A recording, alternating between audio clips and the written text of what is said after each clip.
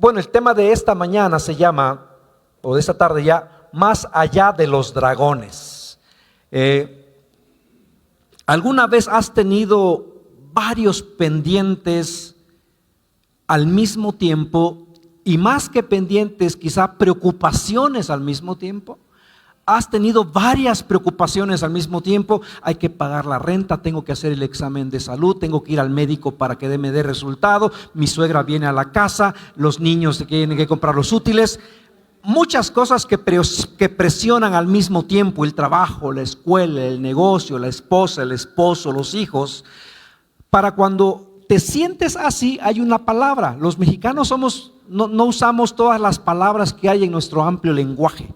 Nada más identificamos: estoy enojado, estoy triste, estoy alegre. Pero hay muchas palabras, y una palabra para describir cuando tienes varias presiones al mismo tiempo es la palabra abrumado. La palabra abrumado, de su original o su etimología latina, viene del premere, que quiere decir oprimir, o prensar, apresionar, presionar. Y en su origen se relacionaba con tener una carga, ¿no? Cargar varias cosas físicas, eso era el significado. Después fue evolucionando hasta que pasó a algo emocional.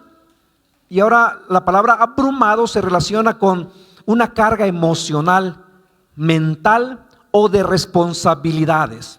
Los sinónimos de abrumado son agobiado, aplastado, aturdido, sobrecargado, estresado, confundido, desconcertado, ¿no? Entonces ahora ya sabes, para oírte me siento abrumado. En ocasiones hay tantas cosas que nos abruman. Ahora, otro dato curioso, y después las ideas. ¿Sabías tú que en la antigüedad, cuando los cartógrafos, los que hacían los mapas, no sabían qué había más allá? En la orilla o en el borde de los mapas dibujaban dragones o figuras fantásticas. No sé si has visto en las enciclopedias. Bueno, no sé si has visto en línea, porque las enciclopedias, ¿quién ve enciclopedias? No sé si veas en tu enciclopedia del Reader Digest, uno rojote de 12, ¿no? Si ves en mapas, en los bordes habían dibujas figuras fantásticas, dragones o serpientes. Y había una frase que decía: Hic sunt dracons, que quiere decir: aquí hay dragones, o algo que da miedo. Ahora, uniendo las dos ideas, en ocasiones nos sentimos abrumados, sobrecargados, tensionados, porque no sabemos qué más hay allá. O sea, sí sabemos que hay muchos, pero ¿cómo se va a resolver? No lo sé. Entonces hay dragones, y eso nos espanta, nos da miedo, nos da temor, porque no sé cuál va a ser el resultado del examen médico, no sé cuál va a ser el resultado de la demanda que tengo, no sé cuál va a ser el resultado del negocio, no sé cuál va a ser el resultado de lo que estoy haciendo, y nos da temor porque no sabemos qué hay más allá. Ahora, como cristianos sabemos y creemos que Dios tiene el control, pero no sabemos qué va a hacer. Creo en Dios y está esta enfermedad, yo creo en Dios y está esta crisis, yo creo en Dios y está esta situación familiar o de negocios, y yo creo en Dios, pero ¿cómo va a resolver? ¿O cuándo va a resolver? Y nos entra un temor, nos entra algo de ansiedad, nos sentimos abrumados. Ahora vamos a ver una historia de un personaje bíblico que se llama Gedeón. Gedeón en un momento se encuentra en la orilla del mapa, y para él lo que hay más allá le da miedo, y aunque cree en Dios, tiene poca fe. Para resumirlo, va a enfrentarse en una guerra. Su ejército tiene 32,000 soldados y el ejército enemigo tiene 135,000. No, échale números. 4-1. Está en desventaja notoria, ¿no? Ahora, Gedeón se dedica a limpiar el trigo.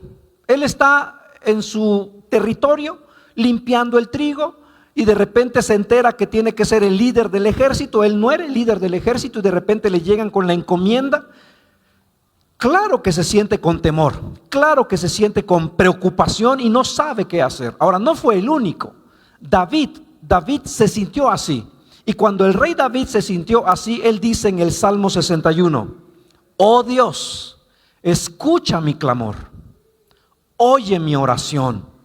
Desde los extremos de la tierra clamo a ti por ayuda cuando mi corazón está abrumado. ¿Cómo se sentiría David? Y David tiene muchas ocasiones en que se sintió abrumado. Guíame a la imponente roca de seguridad, porque tú eres mi amparo, una fortaleza donde mis enemigos no pueden alcanzarme. Pero hoy me siento abrumado. Eso es lo que está diciendo el rey David. Así que vamos a ver cómo llegar a esa roca de seguridad, guiados por las manos de Gedeón. Gedeón era un hombre débil, era un hombre frágil, era un hombre temeroso. Y se va a enfrentar a un ejército enorme, poderoso. Y vamos a ver cómo su fe está en progreso. Y es la misma historia de nuestra fe. La fe de Gedeón está en expansión, está en proceso de crecimiento. Porque la forma como nuestra fe crece es gradual. Dios no espera que el día que tú tienes una relación con Dios, tú tengas toda la fe del mundo. Él conoce, Él sabe que tenemos cada uno una cantidad de fe. Pero hay un proceso, porque nuestra fe debe de ir en crecimiento, nuestra fe debe de ir en aumento. La historia está en el libro de Jueces, Jueces capítulo 7, y describe una batalla. Hay una coalición de tribus madianitas y amalecitas que invaden Israel. Jueces 7, verso 1. Vamos a orar. Amado Padre, gracias por tu palabra. Ayúdanos a entenderla, ayúdanos a aplicarla a nuestra vida, Señor. Tú conoces nuestros miedos, nuestros temores. Tú conoces todo de nosotros, Señor. Ayúdanos y que tu palabra nos guíe en este crecimiento de nuestra fe. En el nombre de Jesús, amén. Jueces 7:1. Entonces Jerobaal, o sea, tenía otro nombre antes, Jerobaal, es decir, Gedeón, y su ejército se levantaron temprano y fueron hasta el manantial de Jarot. El campamento de ejércitos de Madián estaba al norte de ellos, en el valle cercano a la colina de Morewini. Vemos, lo primero que vemos es que antes Gedeón se llamaba ¿cómo? Jerobaal. Y Jerobaal significa que Baal te defienda. O sea, es un nombre pagano. O sea, sus padres adoraban a Baal, y cuando él nace lo entregan a Baal y le dicen pues que Baal lo va a defender. En el proceso Gedeón tiene un encuentro con Dios y Gedeón va a ser usado por Dios, pero vemos que desde su niñez Gedeón no tuvo una enseñanza en Dios. A Gedeón no le educaron en la relación con Dios. Al contrario, lo enseñaron con relación a sus dioses paganos. Pero aún así, alguien que empezó como Jerobaal termina como Gedeón. Y tanto fue su crecimiento de fe que el que empezó en lo pagano termina en el salón de la fama de la fe. En el libro de Hebreos vamos a ver la historia vamos a ver un verso que habla de Gedeón. Hebreos 11:32 dice: ¿cuánto más les tengo que decir? Se necesitaría demasiado tiempo para contarles acerca de la fe de Gedeón. Alguien que empezó como un adorador pagano termina con una fe tan grande que termina en el salón de la fama. Y este mensaje es para nosotros, que en ocasiones nuestra fe es pequeña y empezamos a dar pasitos y tambaleamos, y no importa nuestros inicios, porque podemos terminar en el salón de la fama de la fe. Ahora, la fe de Gedeón fue desarrollándose. ¿Cómo pasó? ¿Cómo empezó de Jerobaal a Gedeón?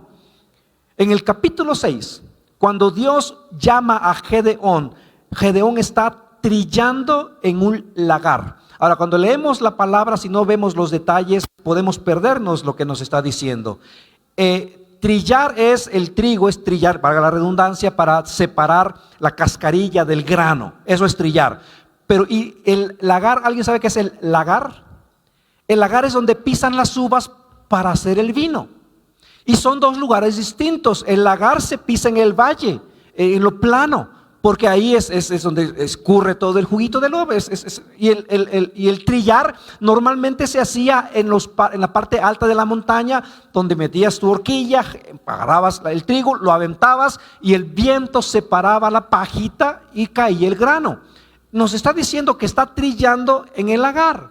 O sea, eso no se hace. Pero ¿por qué está trillando en el lagar?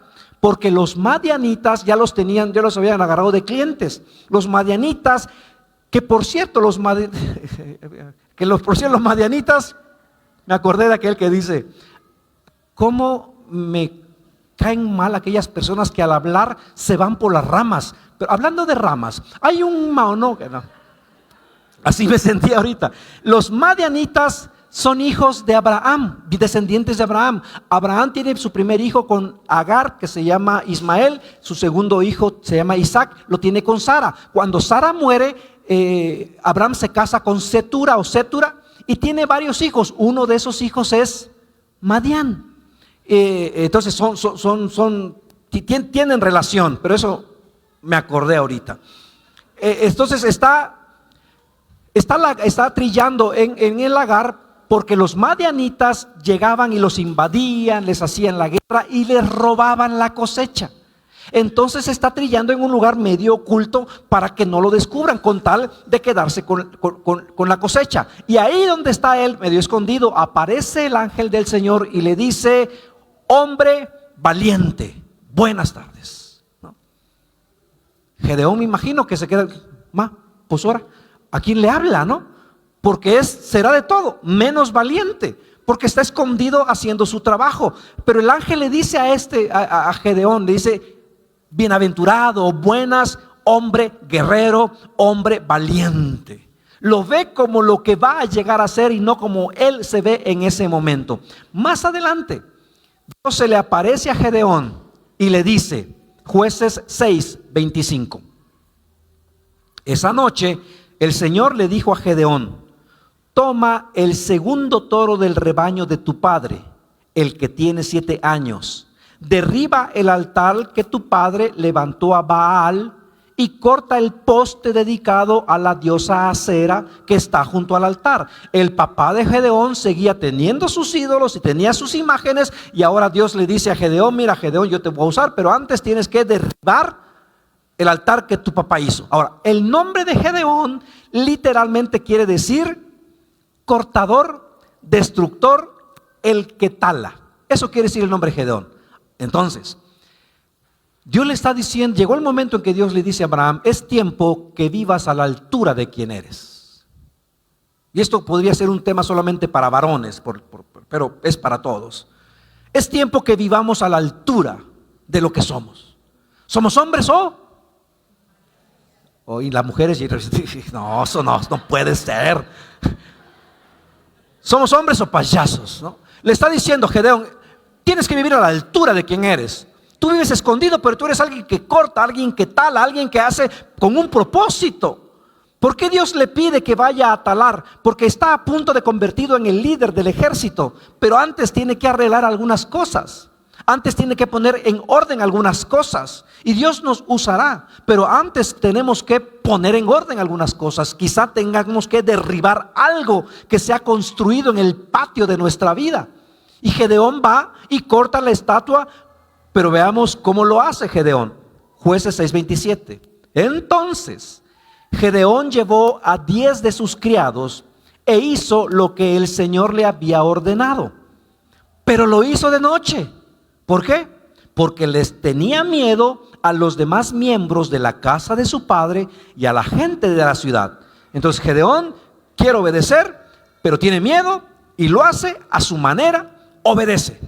Entonces obedece, pero sigue teniendo miedo.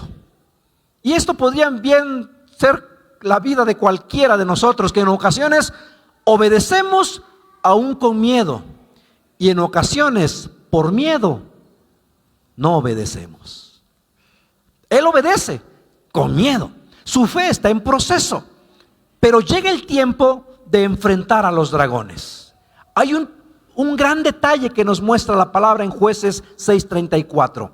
Antes de enfrentar a los dragones, dice Jueces 6:34: entonces el Espíritu del Señor se apoderó de Gedeón. ¿Y esto hace toda la diferencia? Sí, pero no.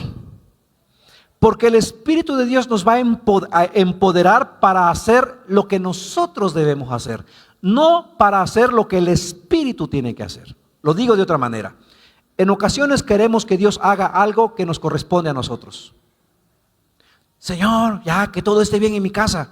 Pues sí, pues bájale 2 rayitas al carácter, bájale 2 rayitas al modo, bájale 3 rayitas, ¿no? Señor, arregla mi matrimonio. Pues sí, pero Señor, que en el trabajo ya todos sean mis cuates. Pues sí, pero entonces hay cosas que el Espíritu nos va a capacitar para que nosotros hagamos. Pero muchas veces eso que Él nos capacita para hacer, queremos que Él lo haga. Señor, cambia a mi esposa, cambia a mi esposo, cambia a mi familia, cambia esto, cambia el trabajo. No, eso, échale ganitas. Pero hay cosas que el Espíritu va a hacer, y ahí es lo de nosotros queremos hacer muchas veces, lo que solamente al Espíritu le corresponde. El Espíritu empodera a Gedeón, pero Gedeón sigue con miedo. ¿Y cómo sabemos que sigue con miedo? Porque para asegurarse que es verdaderamente Dios a quien él escuchó, le pide señales a Dios. Le pide, dame una señal, chiquita aunque sea, pero dame una señal. Y primero Dios le da una señal y pone una ofrenda, y la roca sale fuego y el fuego consume la ofrenda. Es una señal clarísima. Y muchos de nosotros hemos visto señales, pero después otra señal, Señor. Bueno, Dios le da otra señal. Saca su vellón, una piel de un animal, y lo pone en el patio, y el día siguiente amanece y el vellón, la piel está mojada y todo alrededor está seco. Otra señal clara. Sin embargo, Gedeón, es que sí voy.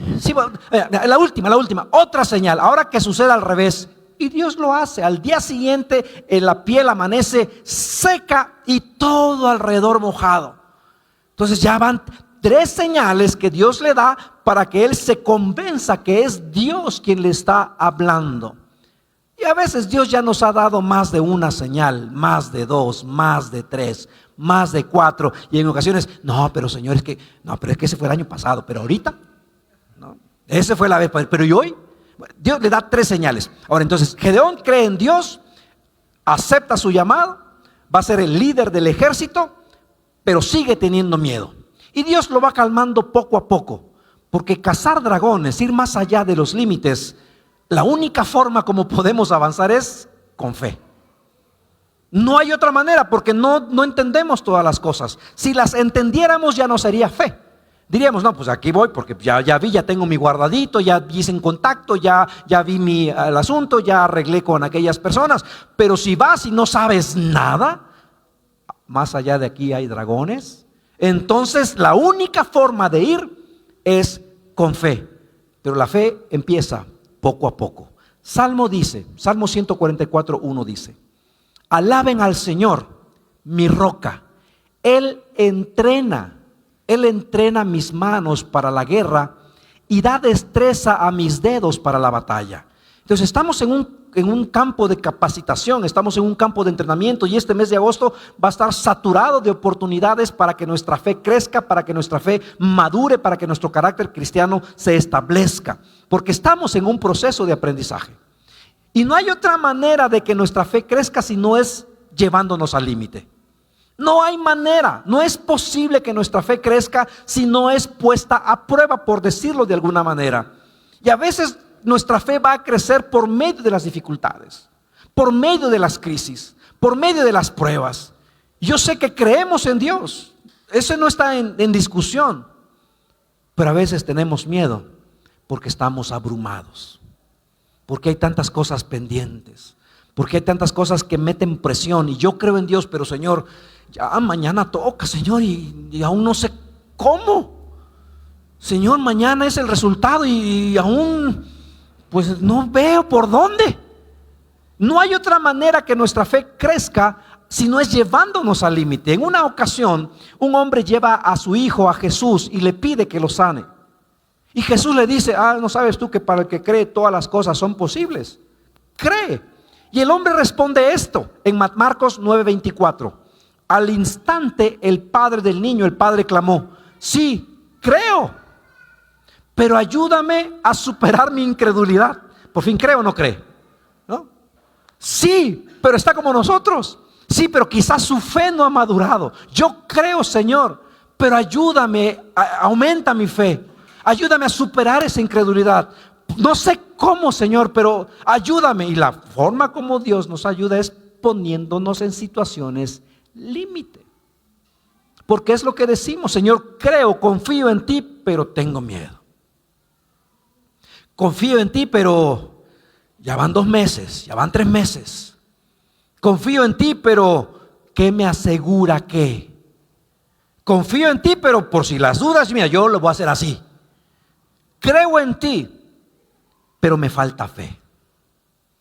Creo, ayúdame en mi incredulidad. Y en ocasiones, para no sentirnos mal, lo disfrazamos y no usamos la palabra incredulidad. Creo, pero soy prevenido. Creo, pero yo soy bien planeado. Creo, pero no, primero aquí. Cuando este hombre dice: sí creo, pero ayúdame en mi incredulidad. Y al enfrentar dificultades, ¿no?, en algún momento de nuestro caminar cristiano vamos a enfrentarlos. Una separación, un fallecimiento, un bebé, un hijo en problemas.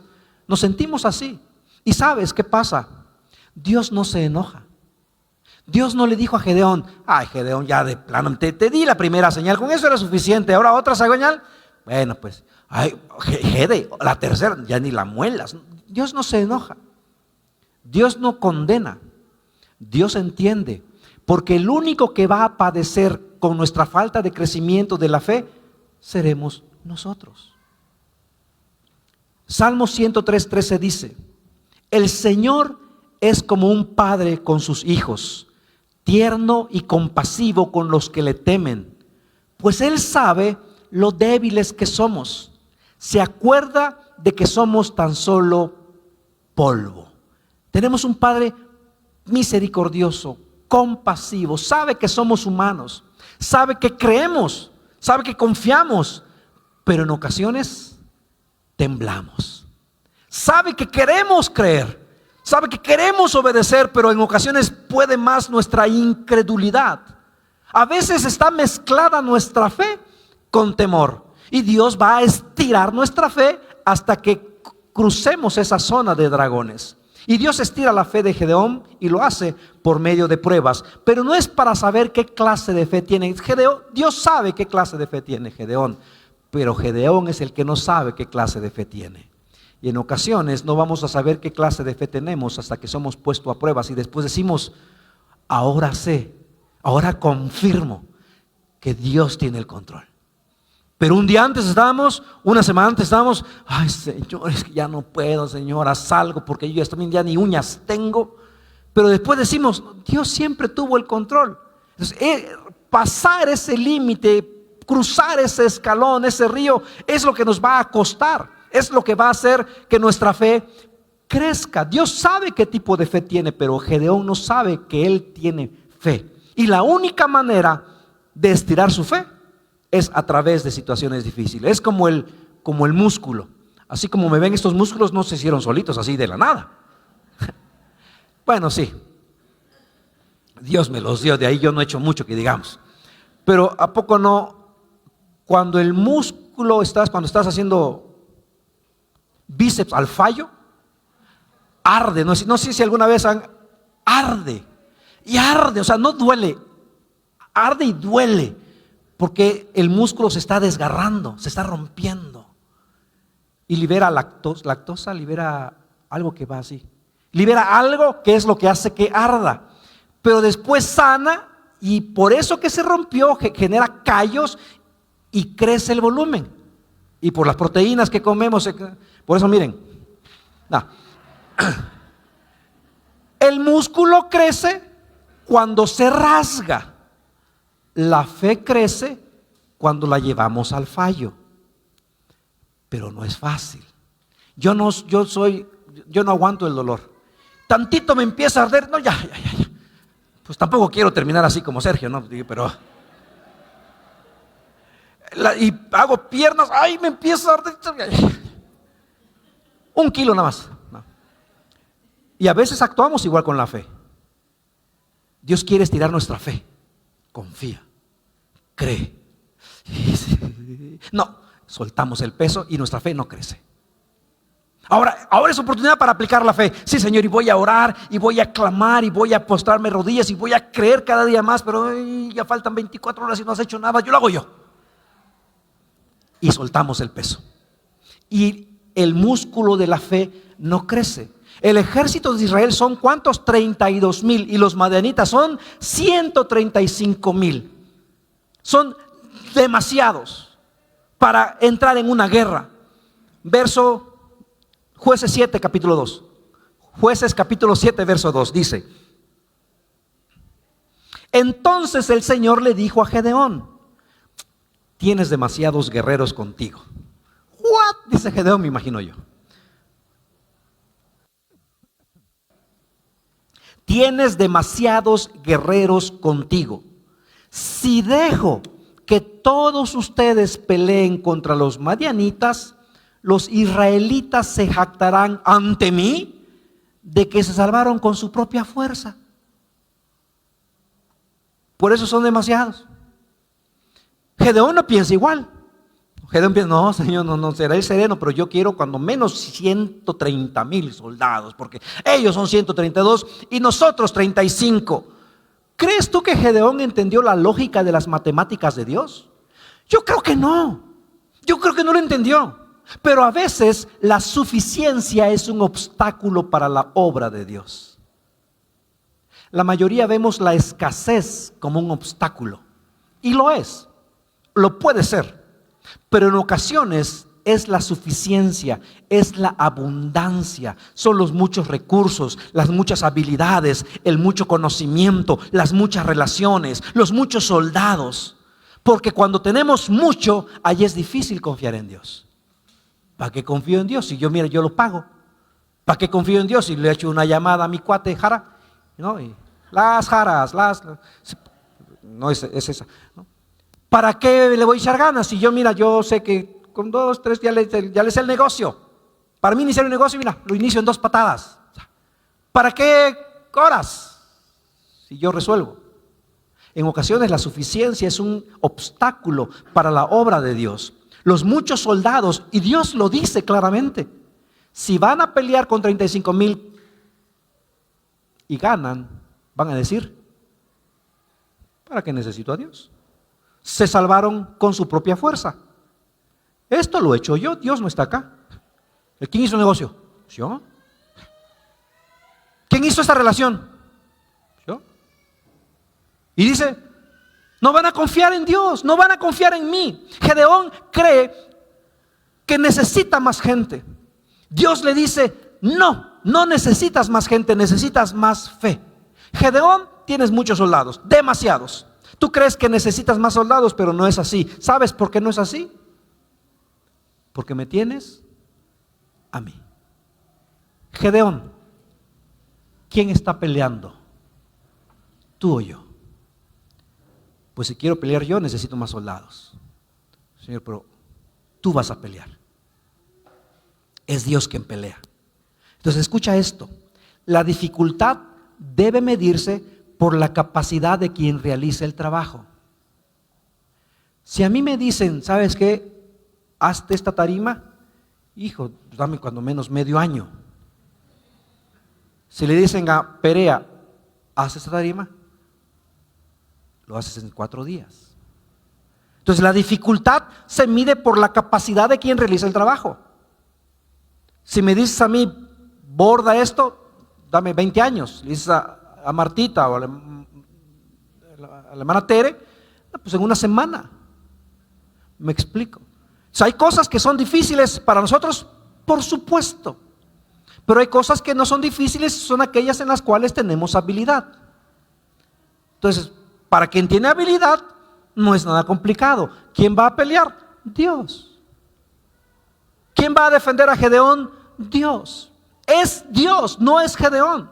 Es verdad, Gedeón tiene que hacer algo. Gedeón tiene que hacer algunas acciones. Tiene que agarrar algunas antorchas, tiene que salir a toda su gente, darle instrucciones, delegar, romper unos cántaros cuando den la orden. Gedeón tiene que organizarse, Gedeón tiene que hacer algunas cosas. Es verdad, pero el trabajo pesado le corresponde a Dios. La batalla es del Señor. Él estará peleando por Gedeón. Por eso la dificultad se mide por la capacidad de quien realiza el trabajo. Las matemáticas de Dios son sencillas. Las matemáticas de Dios es: yo estoy contigo, tú eres mayoría.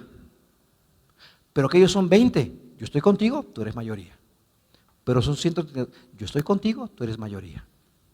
Las matemáticas de Dios son así de sencillas. Los números no importan. No importa cuántos hay afuera. No importa qué compromisos haya afuera. No importa qué situación sea afuera. No importa el diagnóstico. No importa que te dejen solo. No importa eso. ¿Por qué? Porque dice el Señor, yo estoy contigo. Dios y tú son mayoría. Entonces Dios le dice a Gedeón, mira, de los 35,000 soldados que tienes, diles a algunos quizá tienen miedo, pero no te lo han dicho. Diles, y quienes tienen miedo, que se vayan a su casa. Gedeón espera que nadie se vaya, no son mis soldados, ojalá y nadie se vaya, y yo creo que sí echamos la batalla. Dios le da instrucciones, Jueces 7, capítulo 3.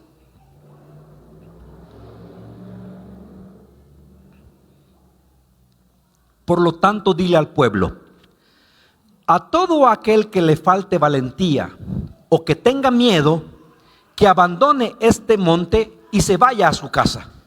Así que 22,000 de ellos se fueron a su casa y quedaron solo 10,000 dispuestos a pelear. 22,000 tiran sus armas, tienen miedo si alguno quiere irse. A Dios ni esperaron respuesta. Dejaron solo a Gedeón. Bueno, con 10,000, pero contra 132,000, pues aún hay más diferencia. Ahora, esto que Gedeón hace era parte del procedimiento. Cuando Dios le da la ley a Moisés, le da 4 causas por las cuales una persona no debe ir a la guerra. Esto Dios se lo da a Moisés en las instrucciones. Veamos las instrucciones. Deuteronomio 20, verso 5. Luego, los jefes del ejército se dirigirán a las tropas y dirán: ¿alguno de ustedes se acaba de construir una casa, pero aún no la ha estrenado? De ser así, puede irse a su casa. Podría morir en batalla y otro estrenaría su casa. Esa es la primera salvedad. Si tienes una casa nueva y no la has habitado y empieza guerra, no, tú no vayas. Tú ve y disfruta tu casa, repéllala, no ponle la taza. ¿Por qué dije eso? No sé, pero tú acomoda tu casa a tu gusto y habítala ahí. Verso 6. Pon la cocina, ponle la loseta. Verso 6. Alguno de ustedes acaba de plantar un viñedo, pero aún no ha comido ninguno de sus frutos. De ser así, puede irse a su casa. Segunda causa por la cual no iban a la guerra.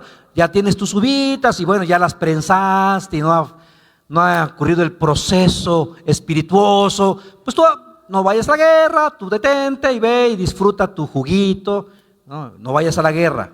Otra causa, verso 7. Alguno de ustedes acaba de comprometerse con una mujer, pero aún no se ha casado con ella. Bien, puede irse a su casa y casarse. Podría morir en batalla y otro se casaría con ella. Te estás comprometido, te vas a casar o recién casado, tampoco vayas a la guerra. Ve, disfruta, ve tu luna de miel y no vayas a la guerra. La última causa, en Deuteronomio verso 8, 28. Luego los jefes también dirán: ¿alguno de ustedes tiene miedo o está angustiado? De ser así, puede irse a su casa antes de que atemorice a alguien más. ¿Por qué le dijo eso? Porque el miedo es contagioso. El miedo es contagioso. Si alguien es seguro y tiene al lado el contagioso, la seguridad merma. Vamos a hacer esto. Oye, pero no, y acuérdate que y mejor no. Ay, es cierto, ¿verdad? Entonces, es más fácil que el miedo se contagie a que la valentía se contagie. Por eso la instrucción es: si alguien tiene miedo, que mejor se vaya, porque un soldado temeroso puede hacer más daño que un soldado enemigo. 22,000 se fueron. Imagínate que están en la plena batalla y estos 22,000 que tenían miedo en ese momento deciden irse. Va a suceder ese fenómeno, no sé cómo se llama, como de imitación, por lo que sucede en las estampidas, ¿no? Alguien empezó a correr y después otros empiezan, y los últimos que corren ya no saben ni por qué están corriendo, pero corren. Si en la plena batalla 22,000 se van, se hubieran ido 30,000. Los otros, pues no sé por qué, pero todos empezaron a correr, pues yo también corrí. Porque alguien que tiene miedo lo contagia. El hombre temeroso que se queda puede crear más problemas.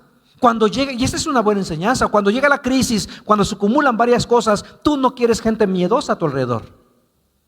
Necesitas personas de fe, porque te ayudarán a atravesar esa situación.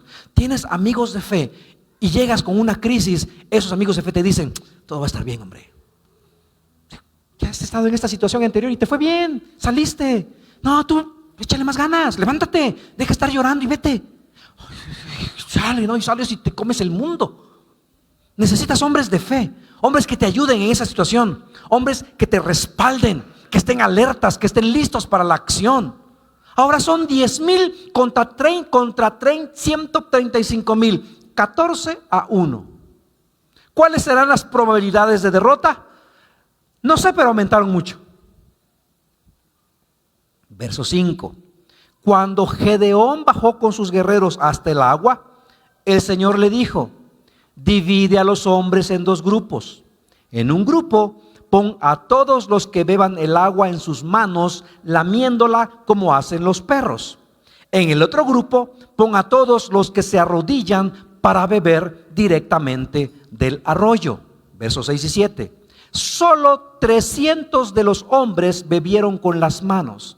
Los demás 9,700 se arrodillaron para beber con la boca en el arroyo.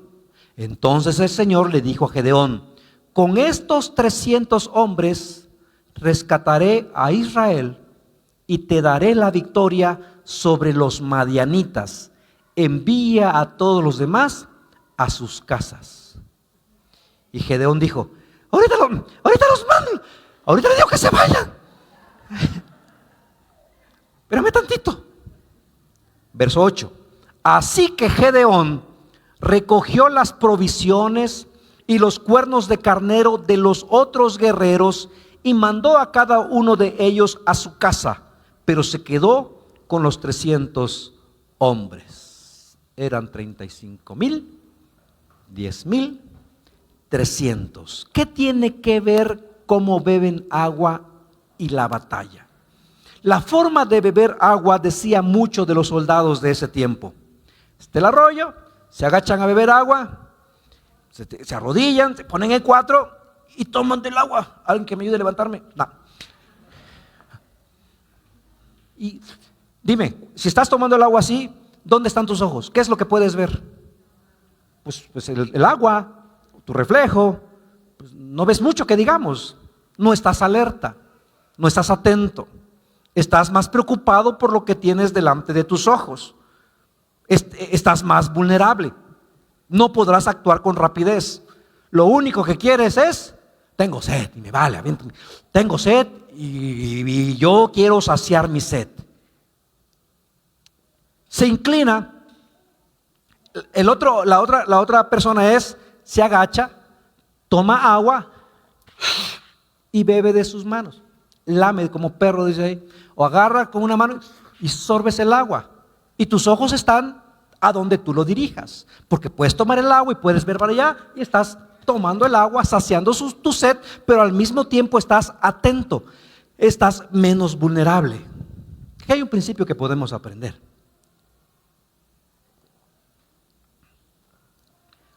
Algunas personas se toman demasiado tiempo en cosas necesarias. Algunas personas se toman tiempo innecesario en cosas necesarias. Todo el mundo tiene que tomar agua, pero algunos toman más tiempo del necesario. En otras palabras, hay urgencias en la vida, pero no hay sentido de prioridad. Hay urgencias en la vida, pero no hay sentido de prioridad. Y sabes, Dios nos diseñó de una manera tan maravillosa que sin saberlo nosotros priorizamos todo el tiempo en lo que oímos, en lo que vemos. ¿Sabes tú que el ojo capta todo movimiento, hasta los laterales, y tiene que interpretar y darle una prioridad? Si yo veo que están limpiando al bebé allá, voy a ver y voy a ayudar. ¿Quieres algo? ¿Quieres algo acá? ¿Verdad? Si veo acá que la niña está cansadita, oye, pero también me explico. Todo lo que ves tengo que procesarlo y tengo que priorizar sobre ello. Todo lo que escucho tengo que priorizar. Si escucho que están por acá murmurando y me pierdo. O tengo que priorizar. Bueno, en todas las áreas de la vida es así. Pero en ocasiones tomamos demasiado tiempo en cosas que no tienen prioridad o que son importantes pero no tienen prioridad, y pasamos demasiado tiempo en ellos. Todos sabemos que buscar a Dios es primordial, pero para muchos no es la prioridad. Todos saben que es necesario levantarse y hacer las cosas, pero muchos se quedan lamiendo las heridas. Es que me dejaron solo, entonces no puedo levantarme. Oye, pues ya vas 2 años así, levántate, haz algo. Hay quienes hay tiempo para un duelo. Todos tenemos tiempo para un duelo, pero ¿cuánto tiempo? Todos tenemos un tiempo para descansar, pero cuando es que trabajé mucho de joven, de chavo, oye, pues ya van 10 años que no descansas y tu mamá te mantiene, ya haz algo. No, es que trabajé mucho y ya me di un descanso sabático y ya van como 20 años sabáticos. Y me explico, hay cosas que son necesarias, descansar es necesario. Algunos se quedan lamiendo las heridas cuando es tiempo de levantarse y seguir peleando. Por eso es importante cómo bebían el agua, es importante saciar la sed, sí, pero es importante estar alerta. Verso 9 de Jueces 7. Esa noche el Señor le dijo a Gedeón: levántate, desciende al campamento madianita, porque te he dado la victoria sobre ellos. Dios sabe que tiene miedo. Mira, Gedeón ha visto varias cosas, entonces, pero cosas contrarias. Dios le dice a Gedeón: yo voy a estar contigo. Ok, va, si tú vas conmigo y con 35,000 le damos la guerra, o 32,000 le damos la guerra. Pero ¿sabes qué? Son muchos, son 10,000. Ay, Señor, ok, pero te la compro, pues vamos, pero con 10,000 yo creo que sí la hacemos. Bueno, son muchos, que te queden 300, Señor. No hagas esto. Y le da otra señal más, porque Dios sabe que tiene miedo Gedeón. Versos 10 y 11. Pero si tienes miedo de atacar, te he dado la victoria sobre ellos. Pero si tienes miedo de atacar, te he dado la victoria, pero sé que tienes miedo. Te he dado la promesa, pero sé que tienes miedo. Yo estoy contigo, pero sé que tienes miedo. Todo va a terminar bien en algún momento porque estoy contigo, pero sé que en estos días te va a dar miedo. Se solucionará, quizá no como quieres, pero yo estaré contigo y te daré paz. Pero mientras eso llega, sé que tendrás miedo. Te he dado la victoria sobre ellos, pero si tienes miedo de atacar, desciende al campamento con tu siervo Fura. Escucha lo que dicen los madianitas y cobrarás mucho ánimo. Entonces estarás ansioso por atacar. Y es ahí donde en ocasiones nosotros, creo que en muchos es la parte que nos falta, a diferencia de Gedeón. No nos volvemos ansiosos por servir, por compartir, por obedecer, por hacer. Vemos el milagro de Dios, vemos el poder de Dios y decimos: gracias, soy el favorito de Dios. Y la acción, y la guerra, y la batalla, baja al campamento acompañado, porque tiene miedo. Verso 12. Los ejércitos de Madián, de Amalec y del pueblo del oriente se habían establecido en el valle como un enjambre de langostas. Sus camellos eran como los granos de arena a la orilla del mar, imposibles de contar. Verso 13. Entonces Gedeón se acercó sigilosamente, precisamente cuando un hombre le contaba un sueño a su compañero. Tuve un sueño, decía el hombre, en el cual un pan de cebada venía rodando cuesta abajo hacia el campamento madianita. Entonces, cuando golpeaba una carpa, la volteaba y la aplastaba. Verso 14. Su compañero le respondió: tu sueño solo puede significar una cosa. Dios le ha dado a Gedeón, hijo de Joás. Por si Gedeón decía: es que hay otro Gedeón, a lo mejor, ¿cómo sé que soy yo? No. Una cosa, Dios le ha dado a Gedeón, hijo de Joás, el israelita la victoria sobre Madián y todos sus aliados. Otra señal más. Vas a hacer pero yo te voy a dar el favor. Mira, vas a hacer negocios con personas que otros de aquí de Oaxaca han querido hacer negocio y nadie ha podido. Y tú vas a hacer. Te van a buscar para que tú seas el contador. Te van a buscar para que tú seas la contadora. Te van a buscar para que tú seas el que escuche a esta persona. ¿Pero qué le voy a decir? Yo te lo envío a ti. Tú vas a hacer. Dios le da otra señal a Gedeón. Entonces, ¿cuántas señales le dio? Sacó fuego de una roca, la piel se mojó, la piel se secó, separa a las gentes. Y ahora otra señal más, escucha un sueño y escucha la interpretación y escucha su nombre. Todo porque se acercó lo suficiente al enemigo para escuchar y entender lo que decía. A veces nos da miedo asociarnos o juntarnos con personas que no sean creyentes o ateos o no cristianos.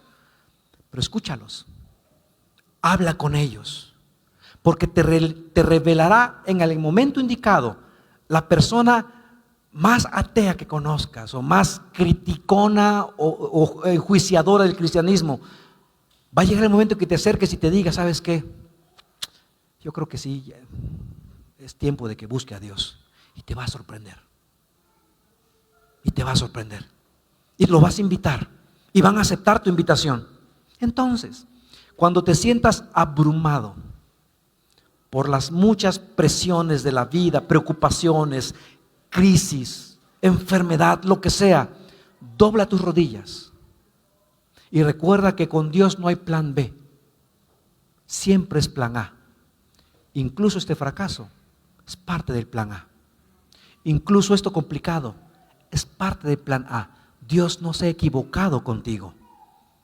Dios sigue siendo fiel. Por eso sigamos confiando, sigamos avanzando, porque Dios y tú y nosotros, Dios y tú son mayoría. ¿Recuerdas que en los mapas antiguos ante lo desconocido ponían aquí hay dragones? Ahora sabemos que no es así.